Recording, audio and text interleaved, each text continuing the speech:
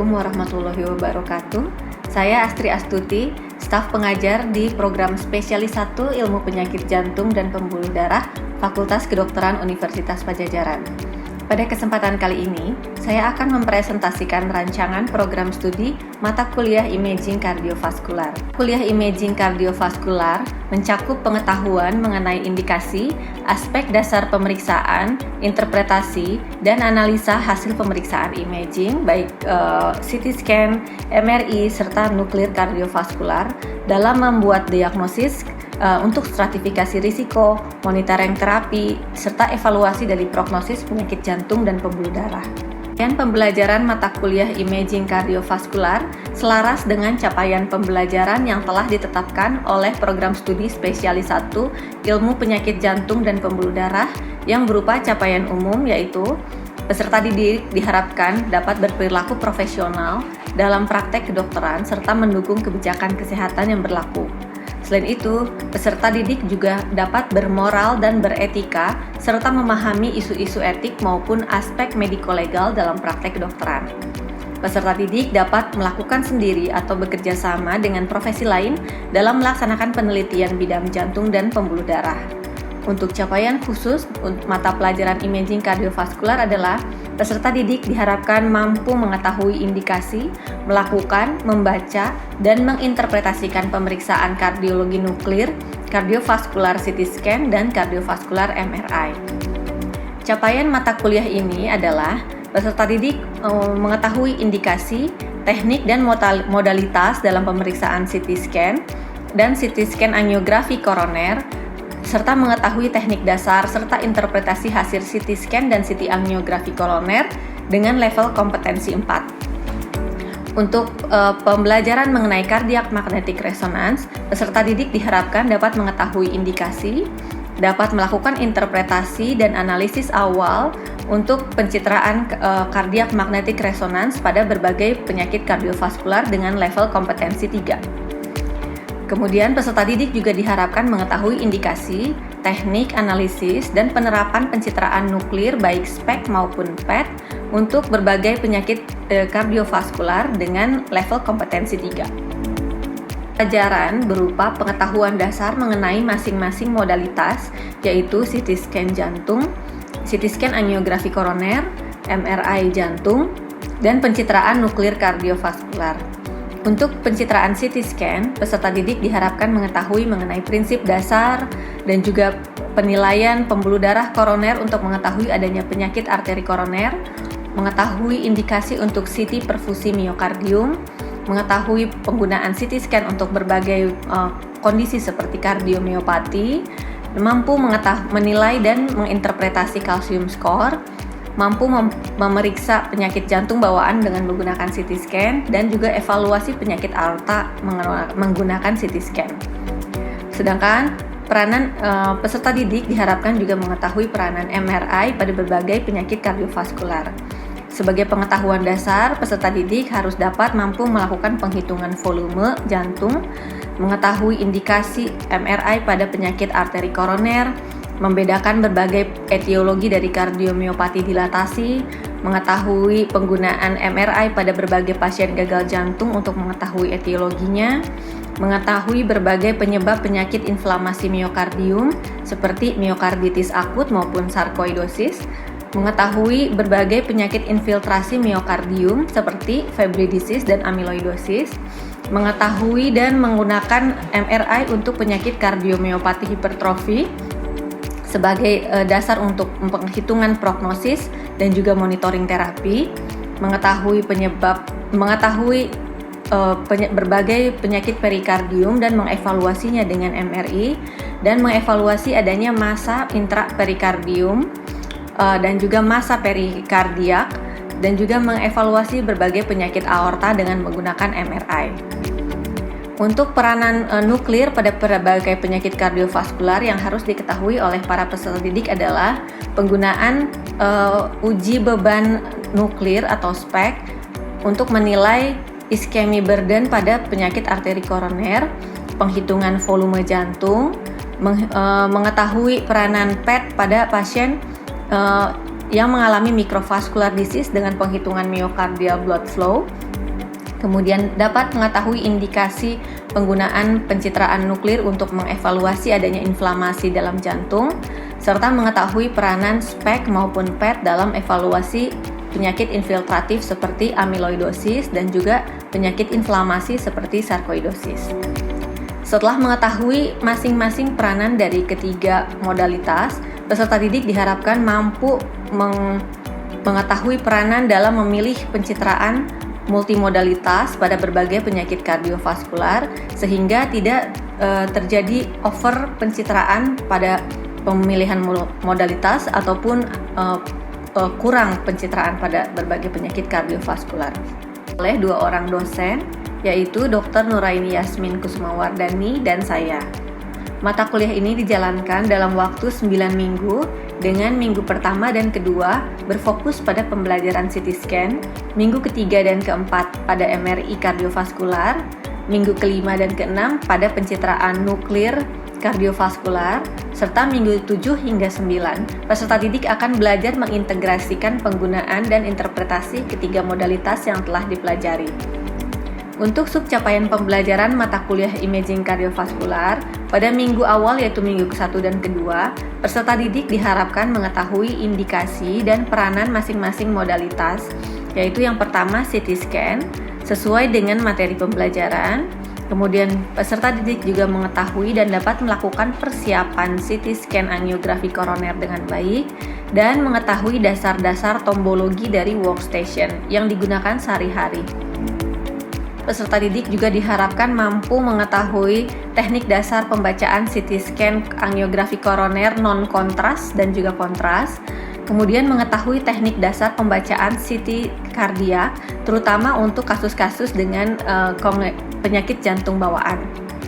Pada minggu ke-7, ke-8, dan 9, peserta didik diharapkan dapat menginterpretasi CT scan dengan kompetensi level 4.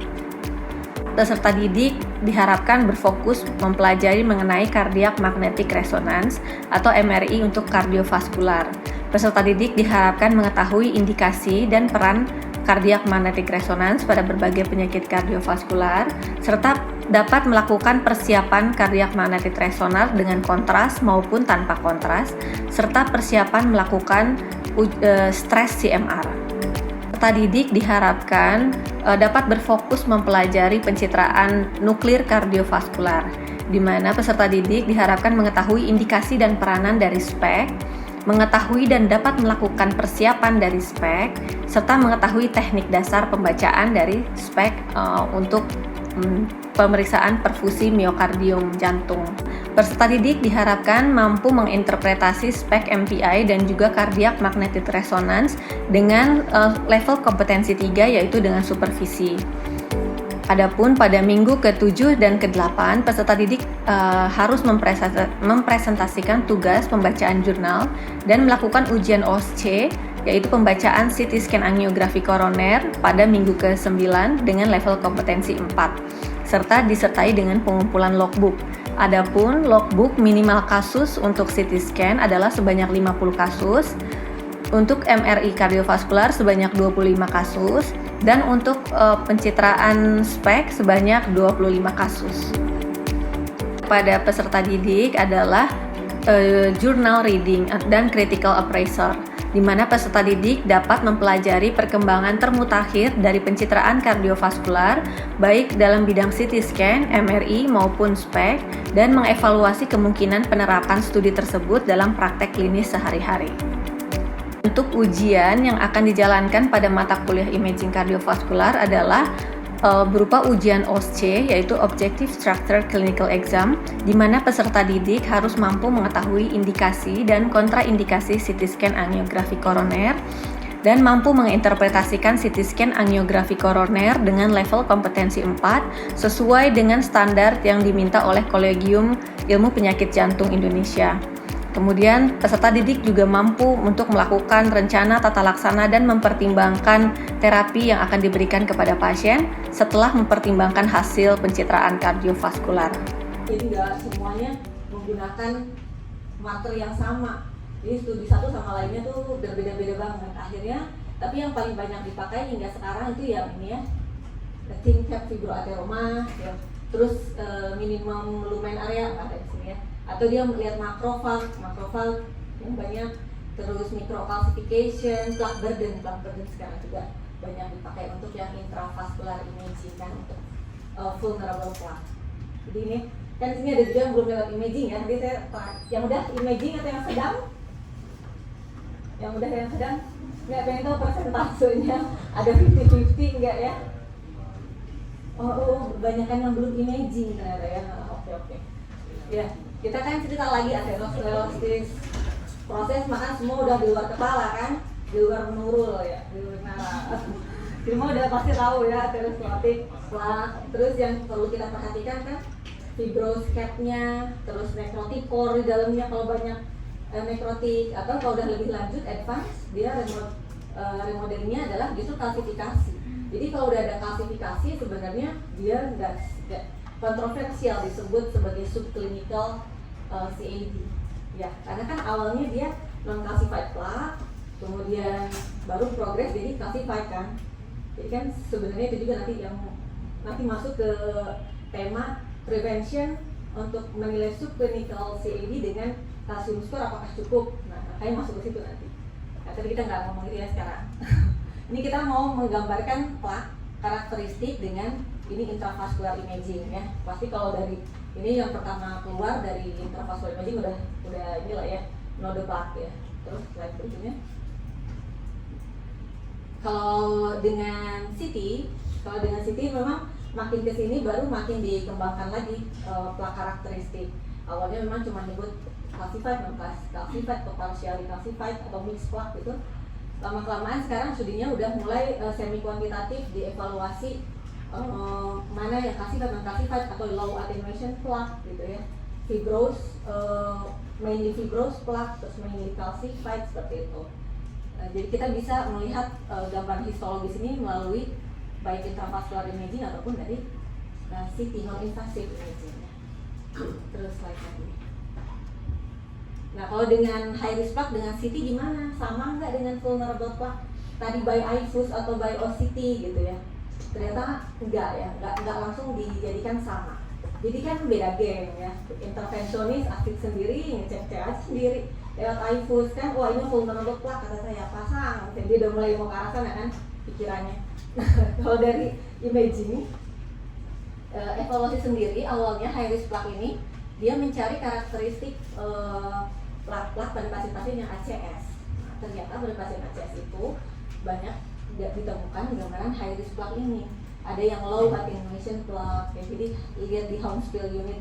Kalau studi lama katanya HU-nya di bawah 30. Jadi kalau pakai CT kita bisa juga tissue characterization. Jadi kalau banyak lemaknya, Hounsfield unitnya rendah. Kalau banyak fibrosnya, Hounsfield unitnya di tengah-tengah 30 sampai 130. Kalau udah calcified, HU-nya di atas 130 ya. Itu konsep yang ini sih, ternyata konsep sekarang juga berdasarkan semi quantitative evaluation agak beda lagi ya, nanti cerita sedikit. Nah, kemudian ada yang positive remodeling. Terus napkin ring, nanti gambar-gambarnya saya masukin ya. Terus sama mixed plaque dengan spotty calcification. Itu jadi yang berhubungan dengan kejadian ACS ya. Ternyata pada high risk plaque ini di masa depan jadi ACS itu lebih tinggi. Meskipun ternyata studinya tuh macam-macam dari 2009 sampai 2019. Yang banyak itu yang penelitian pertama itu dari Jepang kan, Motoyama dan kawan-kawan berkali-kali gitu. Terus berikutnya baru nih sebenarnya yang bule itu baru belakangan nih, si Scott Hart ini kan 2020 ya, UK. Terus dia ternyata hanya nemuin 4% MACE dalam 5 tahun. Terus Promise juga ini Amerika geng kalau nggak salah. Ini juga 5% dalam 2 tahun. Jadi nggak terlalu banyak. Jadi mereka high risk plaque, iya nggak ya kalau untuk di-treat secara vokal gitu nantinya, di-treat untuk prevas gitu. Jadi masih belum ke arah sana ya. Nah, cuman intinya kita dari histologi seperti ini kita bisa lihat dari CT scan, kita bisa lihat lipid content kan tadi. Kalau HU-nya rendah, lipid content banyak, spotty calcification bisa lihat. Yang kita lihat lagi positive remodeling kalau dia pertumbuhan plaknya keluar ya, jadi menjauhi lumen. Dan juga kita bisa lihat apa lagi? Ya udah itu aja. Napkin ring, jadi kalau napkin ring nanti perbedaan komponen dari plak ini. Ada yang lebih fibros, ada yang lebih lemak gitu. Kalau yang lain ini tentu saja nggak bisa ya. Kalau inflammation, PET, OCT kita nggak bisa, CT nggak bisa. Terus thin fibroscope, CT ada yang ngaku, ada yang bisa ya, katanya pakai software juga, tapi pada prinsipnya kalau melihat secara visual itu masih belum ada kesepakatannya untuk TCFA dari CT. Kalau yang lain sih kita oke lah, udah bisa. Slide. Ini yang pertama istilahnya salah satu yang low attenuation plaque. Kalau baik lagi. Banyak lemaknya, dia tadi Hounsfield unitnya kurang dari 30, jadi disebut lipid rich plaque. Kalau dilihat di CT scan-nya warnanya lebih gelap nih yang ini ya. Dia warnanya lebih gelap, lebih kehitaman kalau kita lihat dibandingkan yang lainnya. Terus kita ukur Hounsfield unitnya misalnya 15 gitu ya, atau sampai negatif saking banyak lemaknya di dalamnya. Kalau makin negatif dia nilainya itu makin banyak lemak.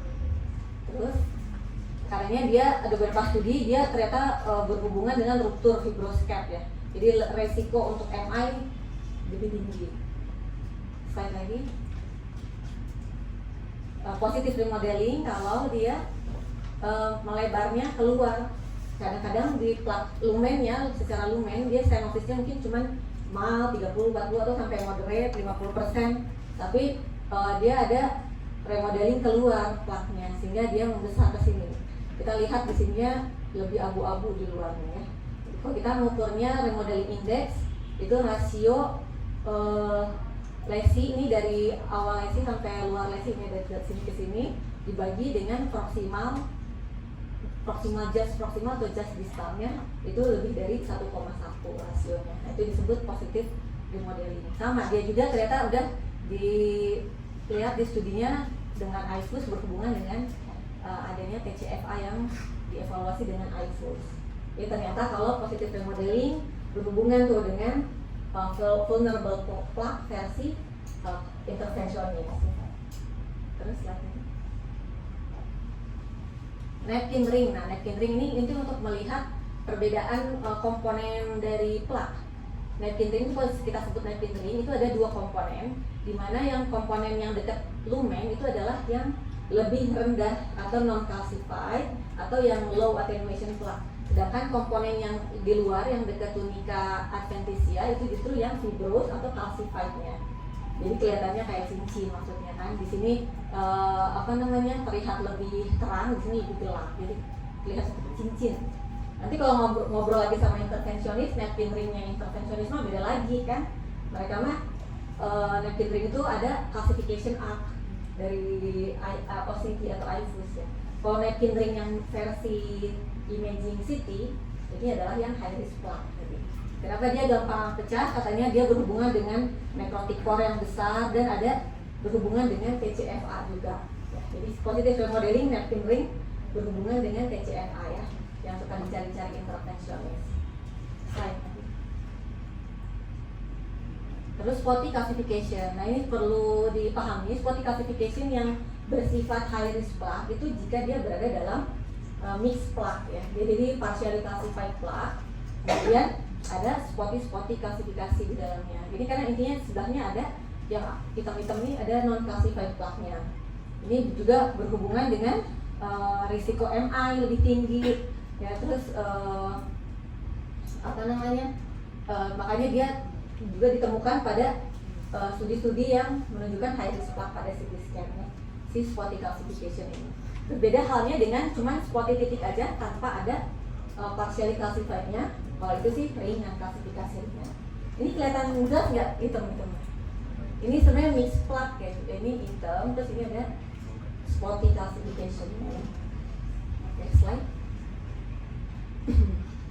Nah, tapi yang terbaru dari SCCT guideline ternyata studi-studi yang menggunakan semi quantitative measurements itu dia nggak semuanya menetapkan low attenuation plaque itu HU-nya di bawah 30. Ya, jadi ada lagi dia diskrepansi lagi nih ya. Tadi itu kayak yang studi awalnya landmarknya banget gitu, 30 HU-nya. Nah setelah kesini-sini ternyata ada yang pakai low attenuation plaque tuh nggak selalu 30, tapi banyaknya iya sih 30.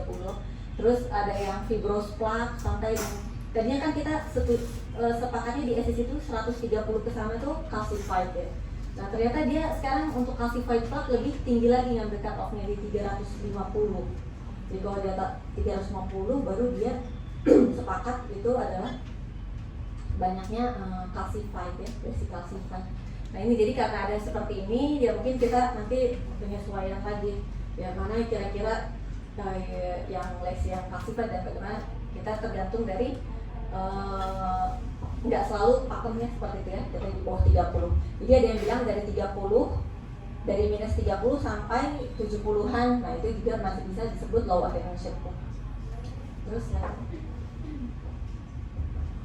Nah, kemudian scaling berkembangnya juga nih pengukuran semi kuantitatif. Ini juga mengukur plak volume. Plak volume karena dia juga menyesuaikan dengan para intervensionis yang suka pakai plak burden untuk vulnerable plak. Tadi kan plak burden adalah 70% dari IFUS. Kemudian kalau di CT sama cara penghitungannya. Jadi total ini volume, total semua plak volume dikurangi vessel volume. Itu adalah plak burden-nya. Cuman memang sampai saat ini juga belum ada tuh, ini tetap harus time consuming, terus ada perbedaan antar AI harus dimodify lagi oleh kita kan, jadi time consuming belum masuk secara praktik klinis gitu ya, jadi belum termasuk, belum dipakai banget lah gitu. Slide. Cuman kita nggak tahu juga nih di depannya gimana. Nah ini contohnya kalau yang lesi non calcified ya, lesi non calcified. Kalau CT untuk diagnostik sih udah nggak ada debat ya, udah pasti itulah sensitivitas spesifitasnya lebih baik, juga berhubungan dengan CAT ya, dengan invasif angiografi. Terus lagi. Nah selanjutnya gimana kan? Jadi untuk pasien-pasien yang kita nih yang moderate misalnya, kemudian ternyata ada gambaran high risk plaque-nya. Selama ini cuma disampaikan kita perlu terapi statin yang lebih agresif, cuman dia masuk ke kelompok yang mana itu belum ada ya rekomendasinya seperti apa. Tapi memang lebih baik ini personifikasi, kita harus pertimbangkan faktor risiko pasien, ya ada hipertensi, DM dan lain-lainnya. Kalau ada yang lain itu ya udah pasti dia masuk kategori jadi very high risk gitu ya. Atau tergantung lokasi, kalau lokasi yang bisa moderate tapi di proksimal, jadi kita juga tetap harus hati-hati ya, tetap saja dianggap sebagai ASCVD. Lagi. Nah kalau secara intravascular imaging gimana nih? Saya juga diskusi di intravascular imaging misalnya seperti itu. Oke, selain udah, terima kasih. Assalamualaikum warahmatullahi wabarakatuh. Ada yang mau ditanyakan untuk diskusi atau tentang imaging apa? Kalau berdasarkan penjelasan tadi kan berarti misalnya pasien ada gambaran high risk dari sini kita bisa memberikan terapi statin moderate atau high risk. Tadi kan gue disebutkan bahwa kalau misalnya CT apabila ada stenosis lebih dari 50% itu udah bisa dianggap established CAD dok. Jadi kalau misalnya dia ada stenosis lebih dari 50% tapi dia tidak masuk misalnya kategori high risk plaque, itu kita tetap kasih high intensity statin ya dok. Dan maaf dok, dok yang kedua, kalau untuk peranan SAPT sendiri dok pada pasien seperti itu bagaimana ya dok? Kalau pertama, kalau untuk CAD, sebenarnya kalau di guideline dyslipidemia, dia masukin definisi ASCVD itu kalau ada 50% di dua pembuluh darah epikardium ya. Kenapa 1VD nggak dimasukin, itu juga jadi pertanyaan, apa dia kan masuk CAD, tapi ada di studi-studi yang lainnya tuh 1VD juga dia mortality-nya lebih tinggi daripada nggak ada CAD sama sekali ya. Di 1VD dilihat dulu kalau statin pasti masuk, cuman at least dia masuknya ke high risk, bukan yang very high risk gitu. Itu kan kalau ICVD kan very high risk kan, jadi target LDL 55 gitu ya. Kalau ini bisa mungkin target LDL 70-an gitu. Terus berikutnya lagi, kalau mungkin posisinya, tergantung posisi, misalnya masih penuh 1VD tapi posisinya left main, moderate gitu ya, moderate di left main, di proximal LAD, itu debatable, bisa debat 3 hari 3 malam ya. mau masuk dia very high risk atau masuk high risk gitu ya, tapi at least dia masuk high risk lah at least ya. Terus kalau mau jadi very high risk ya bisa-bisa aja kan, itu udah sambil kita edukasi.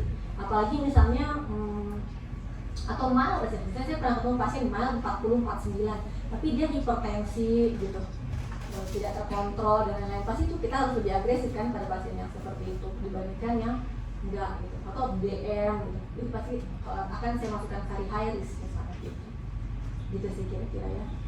Jadi nanti kamu tentuin sendiri juga tuh, at least dia masuk high risk. Kalau menurut saya nanti mau jadi very high risk ya tergantung itu. Kalau SAPT itu ada studinya sih, promise gitu ya.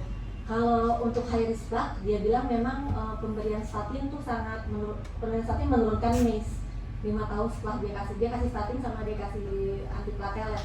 Tapi ternyata antiplatelet tidak menurunkan MACE. Jadi kalau menemukan high risk plaque itu dia tidak menyarankan pemberian antiplatelet.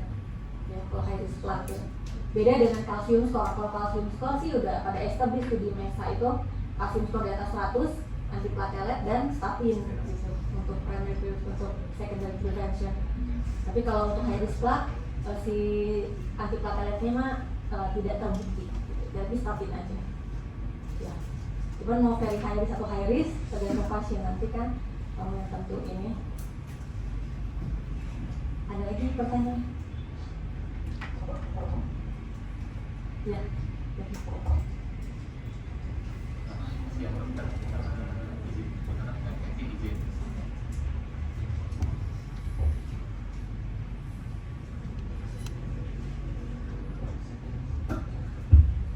Selamat siang dok, punten dengan Kevin dok, izin bertanya. Sebenarnya dok, untuk sisi TIA ini kalau misalnya dia mendeteksi plaque misalnya di gerak-gerak dok, di gerak-gerak misalnya di gerak untuk age, apakah dia juga sama sensitifnya dok, atau sama spesifiknya dengan misalnya di pembuluh darah koroner yang masifnya dok? Sama dok, sebenarnya kalau di sini kan statinnya kan itu langsung yang high intensity dok. Sebenarnya kalau yang moderate to high. Sebenarnya dok, kalau misalnya dia di titrasi dari moderate dok, terus misalnya responnya ternyata plaque-nya masih masih nekrotikornya masih banyak atau plaque burdennya masih tinggi, kalau misalnya jadi nggak langsung ke high intensity tapi titrasi pelan-pelan, itu tuh apakah outcome MACE-nya sama aja dok dengan pasien-pasien yang maksudnya langsung di-treat dengan high intensity statin dok? Atau dulu dokter? Pertanyaan kedua dulu, nggak tahu jawabannya. Karena dia juga si studi ini dia nggak beda-bedain statinnya apa kan. Memang kelemahannya itu dia cuma mau lihat dia dilepas di klinisi, terserah klinisi ngasihnya gimana ya kan, individualized base. Ada klinisi yang ngasih moderate statin, ada yang ngasih high intensity statin. Terus LDL-nya juga ternyata semua nggak kenceng ya, nggak pakai 70, nggak, bahkan yang high risk kan 70 kan, tapi dia cuma 88an kan LDL-nya pun. Jadi dia pun nggak masukin kategori high risk, mungkin dia masukin moderate gitu, moderate juga nggak di atasnya ya. Kira-kira gitu ya. Terus apa moderate glucose ini nggak ada sih, jadi dia belum bikin studi yang secara khusus lihat yuk pakai statin ini nggak tahu, belum gitu ya. Terus tadi kalau yang pertama untuk evaluasi bypass drug bisa bagus, dia spesifikasinya juga sama dengan pembuluh longitudinal biasa.